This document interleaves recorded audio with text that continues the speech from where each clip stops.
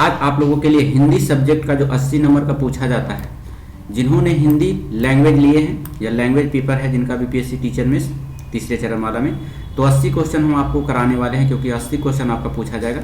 तो चलिए देर ना करते हुए इसको प्रैक्टिस करते हैं, क्योंकि ये प्रीवियस क्वेश्चन दिया हुआ है।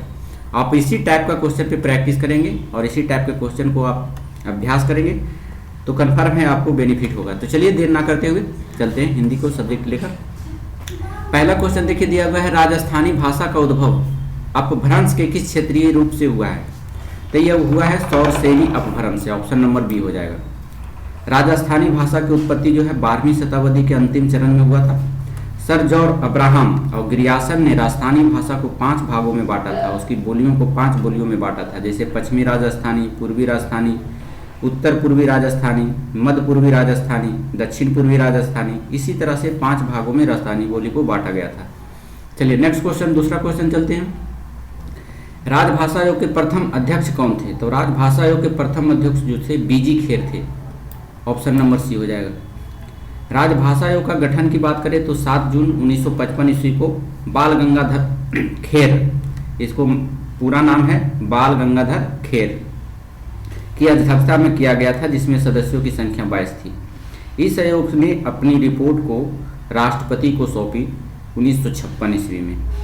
प्रथम राजभाषा आयोग की बात करें तो प्रथम राजभाषा आयोग की सिफारिश एवं राजभाषा संयुक्त संसदीय समिति के प्रतिवेदन के आधार पर 1961 ईस्वी में अस्थायी राजभाषा आयोग का गठन किया गया था। तो 1961 ईस्वी में अस्थायी तौर पर है जो राजभाषा आयोग का गठन किया गया। निम्नलिखित में से कौन सी बोली पश्चिमी हिंदी नहीं है? नहीं का क्वेश्चन कह रहा है, तो देख लीजिए इसमें है जो कोई आपका राजस्थानी की पश्चिमी बोली हिंदी नहीं है, तो पश्चिमी बोली हिंदी इनमें से नहीं है, कोई नहीं दिया हुआ है। पश्चिमी हिंदी के अंतर्गत हम बताएं 5 बोलियां आ जाती है, खड़ी बोली, हरियाणवी, ब्रजभाषा, कन्नौजी और बुंदेली। तो इनमें से कोई भी उसमें मैच नहीं खाता, इसलिए ऑप्शन नंबर आपका ई चला गया। निम्नलिखित में से कौन सा क्षेत्र खड़ी बोली का नहीं है?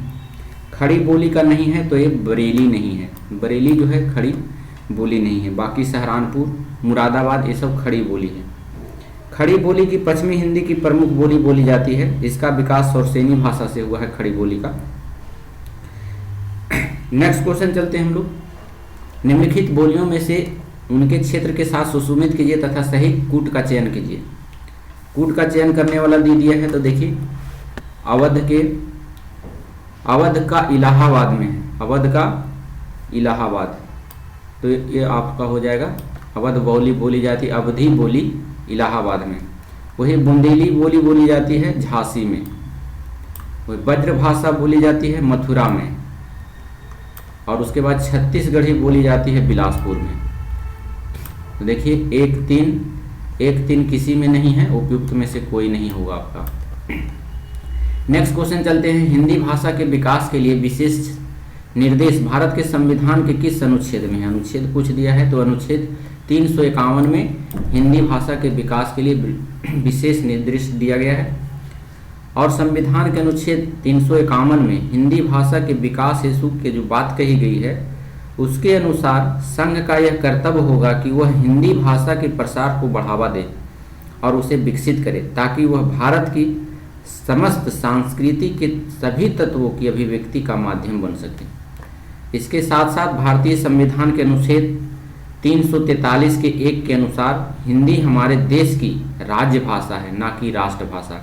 अगर हमसे पूछ देगा कि हमारा राष्ट्रभाषा कौन है, हमारा राष्ट्रभाषा कुछ भी नहीं, लेकिन राजभाषा के तौर पर हिंदी को जाना जाता है, और ये वर्णन है 351 के 1 में। साथ ही कहा गया है कि राजभाषा हिंदी और लिपि देवनागरी होगी। नेक्स्ट क्वेश्चन है 7 नंबर में। 7 नंबर की बात चलते हैं। क्वेश्चन नंबर 7 में देख लीजिए, अब तक जानकारी के अनुसार हिंदी भाषा में हिंदी साहित्य के इतिहास लेखन का सबसे पहला प्रयास किस विद्वान का है? तो ये आपका है बी शिव सिंह सेंगर के। हिंदी साहित्य का विधिवत इतिहास लेखन की परंपरा का पहला जो है प्रयास फ्रेंच लेखक गारसा द तासी ने किया था, लेकिन इसमें कह रहा है अनुसार हिंदी भाषा में साहित्य के इतिहास का लेखन, तो इसका ऑप्शन होगा शिव सिंह सेंगर। नेक्स्ट क्वेश्चन है 8 नंबर में चित्त वृत्तियों की परंपरा को देखते हुए साहित्य परंपरा के साथ सामंजस्य दिखाना ही साहित्य का इतिहास कहलाता है। यह विचार किस विद्वान का है? तो यह दिया गया था रामचंद्र शुक्ल के द्वारा। अगला क्वेश्चन चलते हैं हम लोग। अगला क्वेश्चन में दिया हुआ है आपका, मिश्र बंधु द्वारा लिखित हिंदी नवरत्न में इनमें से किस कवि को स्थान नहीं मिला है?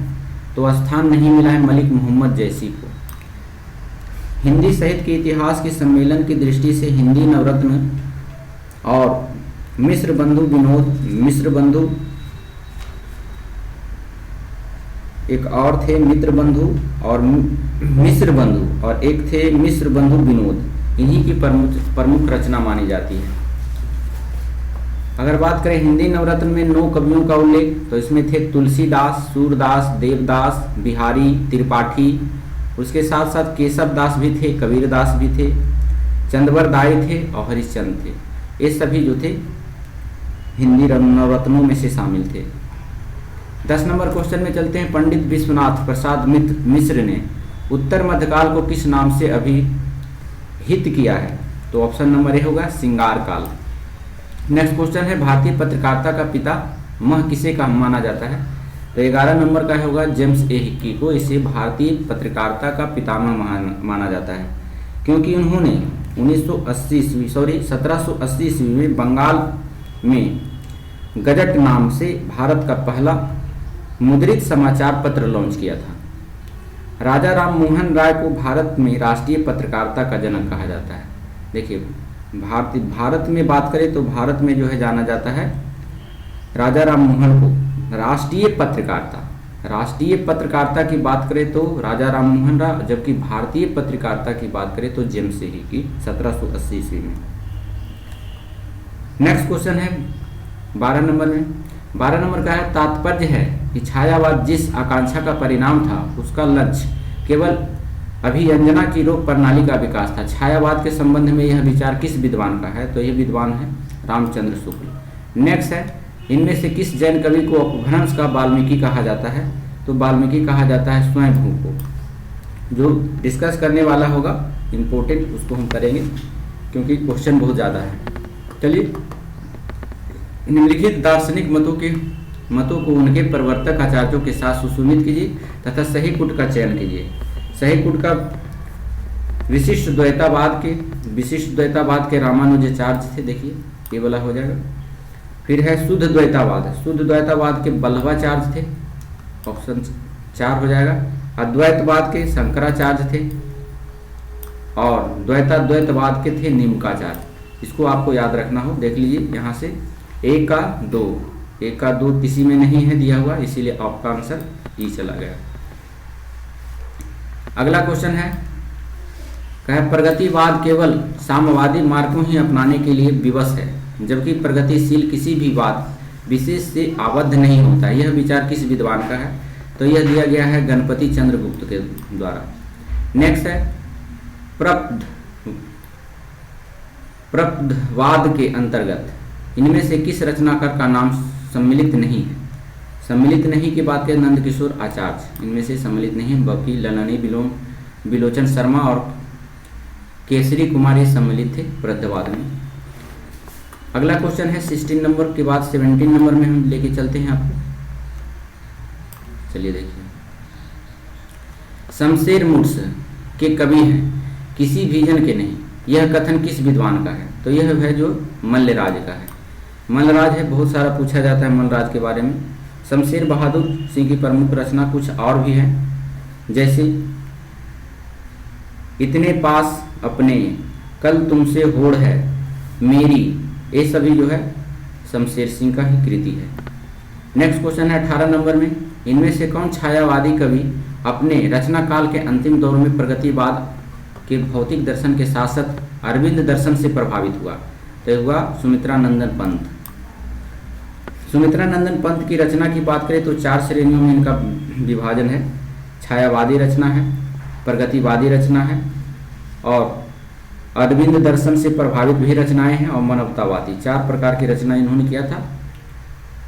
इनका है युग पंथ, चितंबरा, लोकयातन, कला और बूढ़ा चांद, बानी और युगांतर, ये सभी जो है कृति सुमित्रानंद पंत जी का। नेक्स्ट है 19 नंबर में कह रहा है भूली कहत नवरस सुकवि सकल मूल सिंगार, यह विचार रीति काल के किस आचार्य का है? तो यह जो है कवि देव का है। कवि देव इनमें से नहीं दिया गया है, ऑप्शन नंबर ये हो जाएगा। नेक्स्ट क्वेश्चन 20 नंबर में चलते हैं। इन आचार्यों में से अलंकारवादी आचार्य कौन है? अलंकारवादी की आचार्य करें तो केशव दास, ये अलंकारवादी आचार्य थे, अलंकार का प्रयोग अपने रचना में करते थे। नेक्स्ट है 21 नंबर में। 21 नंबर में कह रहा है निम्नलिखित कथनों पर स्थापना आ तर्क बा का विचार कीजिए और नीचे दिए गए कूट को सही विकल्प का चयन कीजिए। देखिए इसमें कह रहा है आपका पश्चात सीमा छात्र से परिचित होने के बाद हिंदी आलोचना का स्वरूप बदला। अब कृति की मूल प्रवृत्तियों एवं शाश्वत तत्वों का विवेचन होने लगा। तो ये सही है। संस्कृति पद्धति पर आधारित आलोचना में केवल शास्त्रीय पक्ष का महत्व मिलता है, अतः कृति को समस्त गुणों के दोषों का उद्घाटन नहीं हो सकता। ये भी आपका सही है, ऑप्शन नंबर ए हो गया। नेक्स्ट क्वेश्चन है इनमें से कौन सा मनोवैज्ञानिक उपन्यासकार नहीं है? मनोवैज्ञानिक के बारे में कह रहा है तो यशपाल जो है मनोवैज्ञानिक उपन्यासकार नहीं है। इलास चंद्र जोशी, जयतेंद्र तथा अज्ञेय, ये सभी जैनेन्द्र, इलास चंद्र जोशी, ये जो है मनोवैज्ञानिक उपन्यासकार है। नेक्स्ट है प्रेमचंद्र के किस उपन्यास में विधवा समस्या है? तो विधवा समस्या की बात कर रहा है इसमें तो कर्म भूमि में है। तो कर्म भूमि इसमें नहीं दिया गया है, ऑप्शन नंबर ए हो जाएगा, क्योंकि प्रेमचंद्र का एक उपन्यास था कर्म भूमि, उसी में विधवा समस्या के बारे में बहुत अच्छे तरीके से वर्णन किया गया है। प्रेमचंद्र के उपन्यास की बात करें तो प्रेमचंद्र के बहुत सारे उपन्यास लिखे गए हैं, जैसे गबन, गोदान, रंगभूमि, निर्मला, सेवा सदन, प्रेमाश्रय, बहुत सारे हैं, तो इसे याद रखना होगा। 24 नंबर की बात करें तो जयशंकर प्रसाद किस नाटक में तलाक और पुनर्विवाह की समस्या है? जयशंकर प्रसाद जी के बारे में कह रहा है तो ध्रुव स्वामिनी में, इसमें है जो तलाक और पुनर्विवाह की समस्या है, अर्थात इसका जिक्र किया गया है तलाक और पुनर्विवाह का, उसमें सही ढंग से वर्णन किया गया है कि क्या है तलाक और पुनर्विवाह। जयशंकर प्रसाद जी की भी बहुत रचनाएं पूछी जाती है, जैसे कमायनी, झरना, आंसू, लहर, प्रेम पाथिक, आकाशदीप, ये सभी जो है जयशंकर प्रसाद जी की कृति है। नेक्स्ट क्वेश्चन चलते हैं 25 नंबर में। आधुनिक काल में गद्य का आरवी भाव सबसे प्रधान घटना है, यह कथन किसका है? यह कथन जो है रामचंद्र शुक्ल जी का है। नेक्स्ट क्वेश्चन चलते हैं 26 नंबर में। चलिए देखिए 26 नंबर में हमारे साथ बने रहेंगे, हमारे साथ थोड़ा जुड़े रहेंगे, हमारे साथ जुड़े रहेंगे, थोड़ा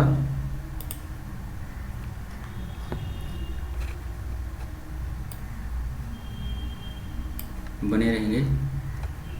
चलिए देखिए 26 नंबर में हम चल रहे थे। कह रहा है कालिदास के शकुंतला नाटक का खड़ी बोली है, अनुवाद किसने किया था? तो यह अनुवाद किया गया था राजा लक्ष्मण सिंह के द्वारा, ऑप्शन नंबर ए हो जाएगा। कालिदास के शकुंतला नाटक का शीर्ष विन्यास जोन्स द्वारा अंग्रेजी भाषा में अनुवाद किया गया था, यानी सर विलियम जोन्स जो थे उन्हीं के द्वारा शकुंतला नाटक को इंग्लिश में अनुवाद किया गया। 27 नंबर क्वेश्चन में चलते हैं। 27 नंबर कह रहा है मोहन राकेश के किस नाटक में टूटते पारिवारिक मूल्यों का चित्रण है? तो टूटते पारिवारिक मूल्यों का चित्रण जो किया गया है वो महेश की कृतियों में कहा गया है।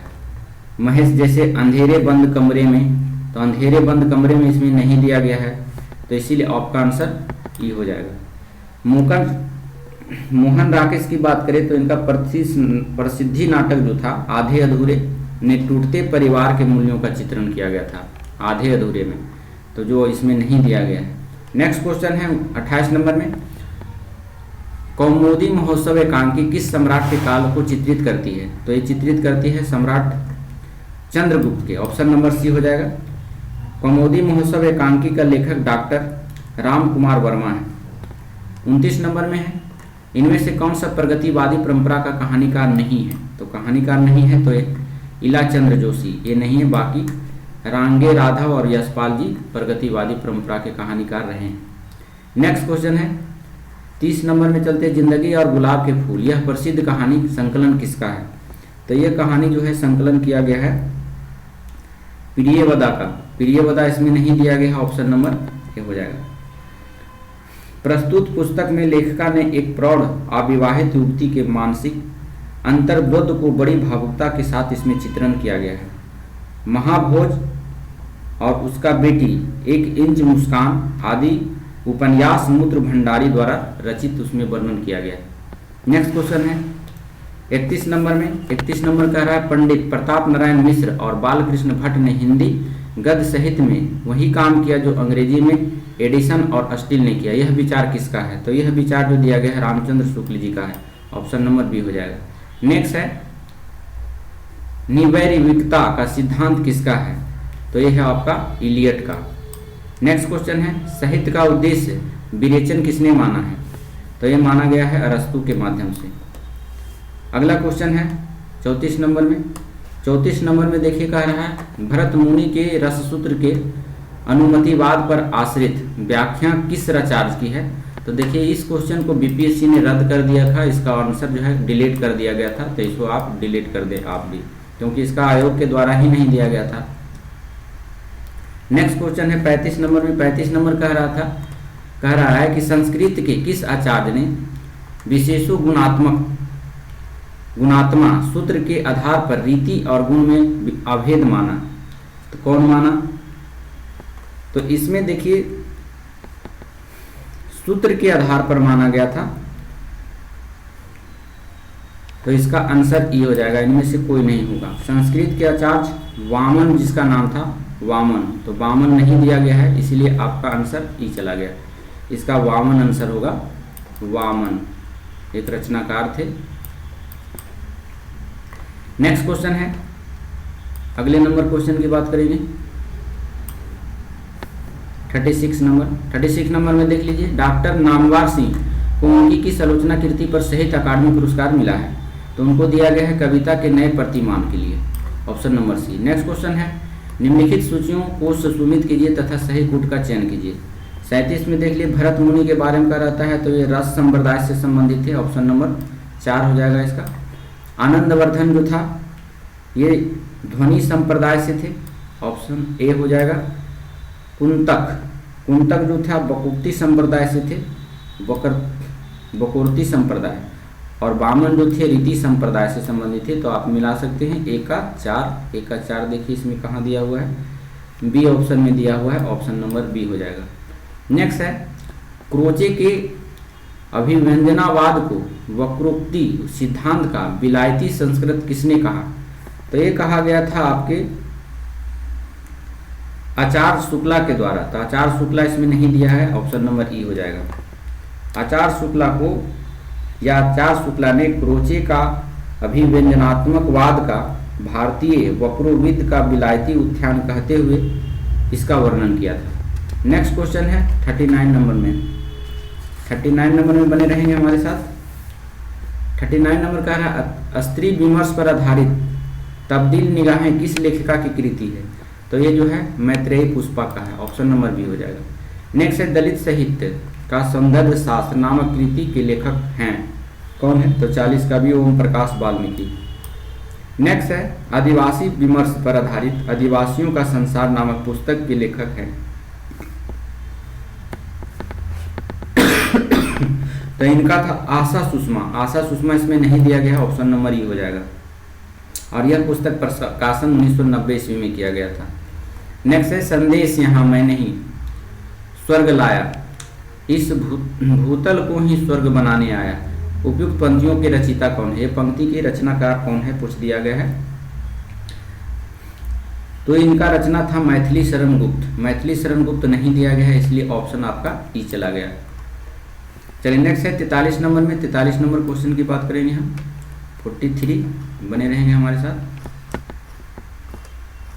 चलिए देखिए 43 में कहा जा रहा है कि रामधारी सिंह दिनकर को उनकी किस कृति पर भारतीय विद्यापीठ पुरस्कार प्राप्त हुआ? तो ये प्राप्त हुआ था कुरुक्षेत्र के लिए।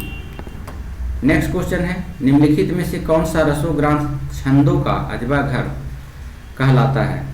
तो ये कहलाता है आपका बी, पृथ्वीराज रासो। नेक्स्ट है, कबीर उलटवासियों के विशेषज्ञ माने जाते हैं, इससे पहले उलटवासियाँ किस साहित्य में प्राप्त होती है? तो ये प्राप्त होती है आपका सिद्ध साहित्य में। नेक्स्ट है, मैथिली शरण गुप्त को राष्ट्र कवि की उपाधि किसने दी थी? बहुत इंपॉर्टेंट क्वेश्चन है, ये महात्मा गांधी के द्वारा दिया गया था राष्ट्र कवि। मैथिली शरण गुप्त को साकेत की रचना के बाद, जब इन्होंने साकेत की रचना किया उसके बाद काफ़ी लोकप्रिय हो गए, प्रसिद्ध हो गए, तथा इनकी प्रसिद्ध कृति जो था भारत भारती, जो 1912 ईस्वी में रचित किया गया, भारत के स्वतंत्रता संग्राम के समय काफ़ी प्रभावशाली सिद्ध हुई। जब वे महात्मा गांधी से मिले तो गांधी ने इन्हें राष्ट्र कवि की उपाधि दे दिया। नेक्स्ट क्वेश्चन चलते हैं हम लोग 47 नंबर में। 47 नंबर कह रहा है, निम्नलिखित कृतियों को उनके रचनाकारों के साथ सुसंगत कीजिए तथा सही कुट का चयन कीजिए। तो देखिए, सही कुट का चयन इसमें कह रहा है, तो अकाल और उसके बाद इसके जो थे नागार्जुन थे, ऑप्शन 4 हो जाएगा। कलगी बाजरे की अग्नि के द्वारा रचित किया गया है। और गीत फरोश भवानी प्रसाद के द्वारा। और बरहा राक्षस जो है मुक्ति बोध के द्वारा। तो देख लीजिए, 1 का 4 बी में दिया हुआ है आपका। नेक्स्ट क्वेश्चन है, एक आदमी रोटी बेलता है, एक आदमी रोटी खाता है, एक तीसरा आदमी भी है जो ना तो रोटी बेलता है ना रोटी खाता है। उपयुक्त पंक्तियां धूमिल की किस कविता से है? तो देखिए, ये कविता से पूछ रहा है। तो ये जो प्रस्तुत कविता है सुदामा पांडे की है, धूमिल कविता सुदामा पांडे। तो सुदामा पांडे इसमें नहीं दिया गया है, ऑप्शन नंबर ई हो जाएगा। नेक्स्ट क्वेश्चन है 49 में। 49 का रहा है, कमलेश्वर द्वारा रचित कहानी नहीं है।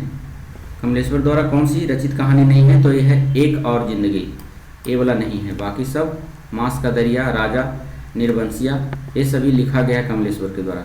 नेक्स्ट क्वेश्चन चलते हैं 50 नंबर क्वेश्चन में। 50 नंबर क्वेश्चन देख लीजिए, चंद्रगुप्त नाटक में दृश्यों की कुल संख्या है, यानी चंद्रगुप्त नाटक जो है उसमें दृश्यों की कुल संख्या कितनी है? तो उसमें दृश्यों की संख्या 44 है, 44। नेक्स्ट है, शेखर एक जीवनी उपन्यास के नायक के चरित्र की प्रमुख विशेषता है। इसकी विशेषता की बात करें तो इसकी विशेषता जो है कठोरता है, कठोरता नहीं दिया गया है, ऑप्शन नंबर ई चला जाएगा। शेखर के एक जीवनी सच्चिदानंद, हीरानंद बतस्यान या अज्ञेय का मनोविश्लेषणात्मक उपन्यासकार है जो कठोरता से संबंधित है। नेक्स्ट है 52 नंबर का क्वेश्चन में कह रहा है, महामाया हजारी प्रसाद द्विवेदी के किस उपन्यास की पात्र है? किस उपन्यास की पात्र की बात करें तो ऑप्शन नंबर बाणभट्ट की आत्मकथा है महामाया। हजारी प्रसाद द्विवेदी के किस उपन्यास का पात्र है? तो बाणभट्ट की आत्मकथा है।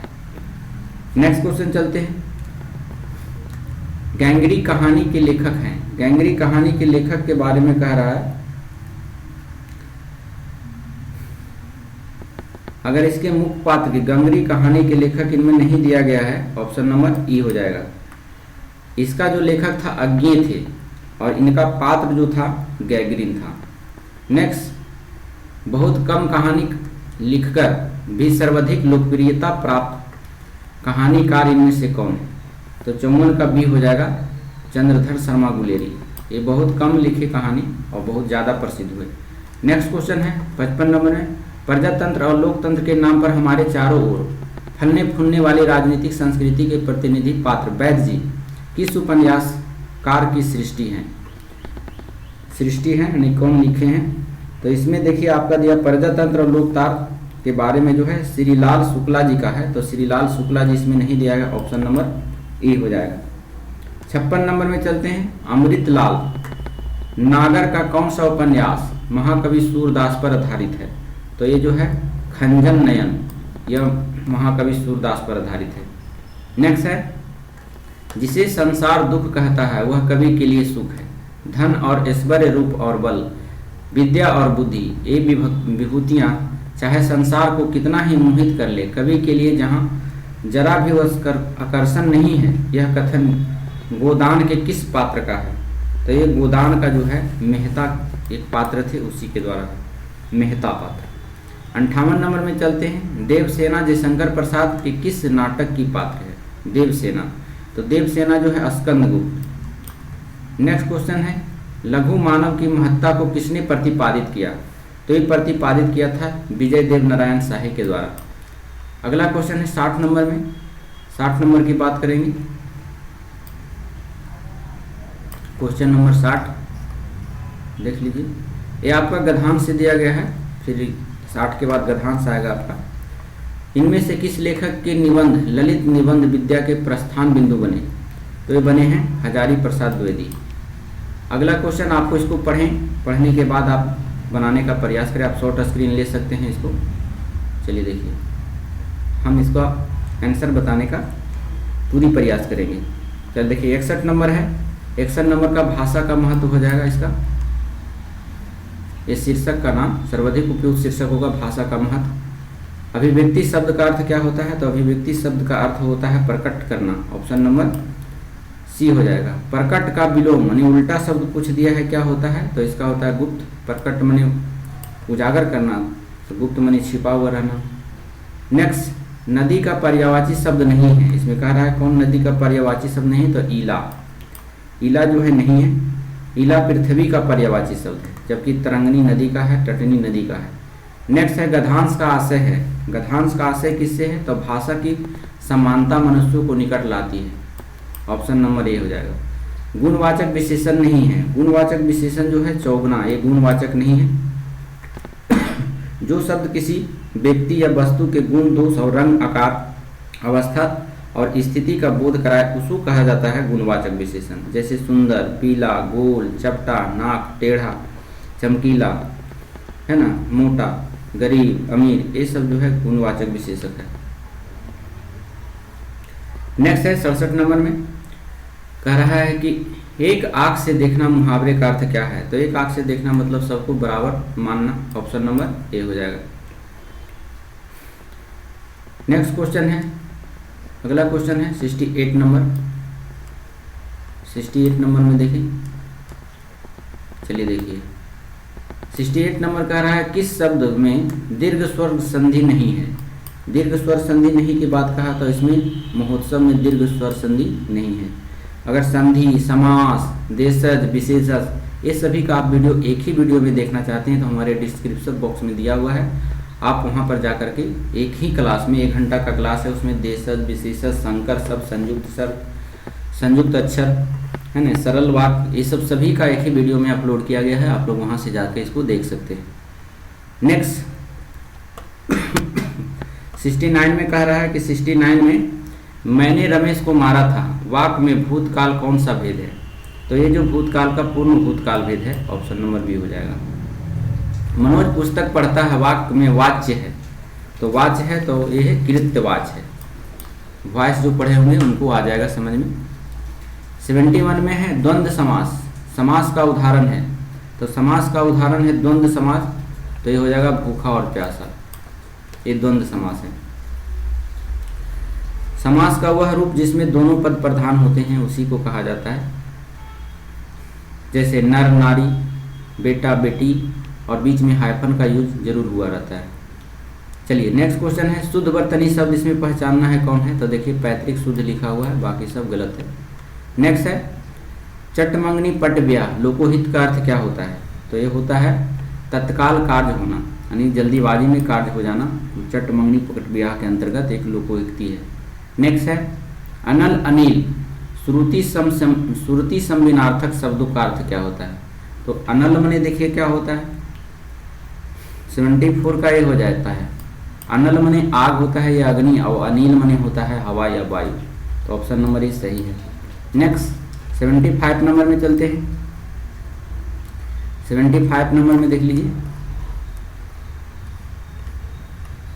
कह रहा है वाक जाल का संधि विच्छेद होगा, तो इसका संधि विच्छेद होता है वाक प्लस जाल, वाक जाल। नेक्स्ट है आप प्रत्यय से युक्त शब्द नहीं है, आप प्रत्यय से युक्त शब्द कौन सा नहीं है? तो पुल्लिंग नहीं है, ऑप्शन नंबर सी हो जाएगा। 77 नंबर में है अशुद्ध वाक्य है, अशुद्ध वाक्य कौन इसमें है? तो मैं प्रातः काल के समय घूमने जाता हूँ, गलत है दिया हुआ है। मैं प्रातः काल के समय घूमने जाता हूँ, यह अशुद्ध वाक्य हो गया। शुद्ध वाक्य इसका होगा मैं प्रातः काल घूमने जाता हूँ। प्रातः काल समय इसमें है, जो अज्ञानता शब्द दिया है इसका कोई जरूरी नहीं है। नेक्स्ट है 78 नंबर में आपको भर सकते हैं। अस्पताल में मरीज की मृत्यु हो जाने के बाद जब डॉक्टर इलाज के लिए आया तो लोगों ने कहा कि डैश रिक्त स्थान की पूर्ति के लिए उपयुक्त लोकोक्ति है। लोकोक्ति का कुछ दिया है इसमें, तो देखिए 78 का आपका ए हो जाएगा का वर्षा जब कृषि सुखानी। नेक्स्ट क्वेश्चन है दिग्गु समास का प्रयोग किस वाक्य में हुआ है? तो दिग्गु समास का प्रयोग हुआ है ऑप्शन मोहन के घर के निकट चौराहा है। दिग्गु, देखिए दिग्गु का मतलब होता है जिसमें संख्या का वर्णात्मक रूप आ जाए, तो संख्या चौराहा, देखिए 4 आ गया इसमें आंसर, तो जो संख्या आ जाता है दर्शाता है वो दिग्गु समास होता है। नेक्स्ट क्वेश्चन चलते हैं किस वाक्य में प्रेरणार्थक क्रिया का प्रयोग हुआ है? और अंतिम क्वेश्चन है, तो प्रेरणात्मक क्रिया का प्रयोग हुआ है पिता पुत्र से पत्र लिखवाता है, प्रेरणार्थक क्रिया होगा।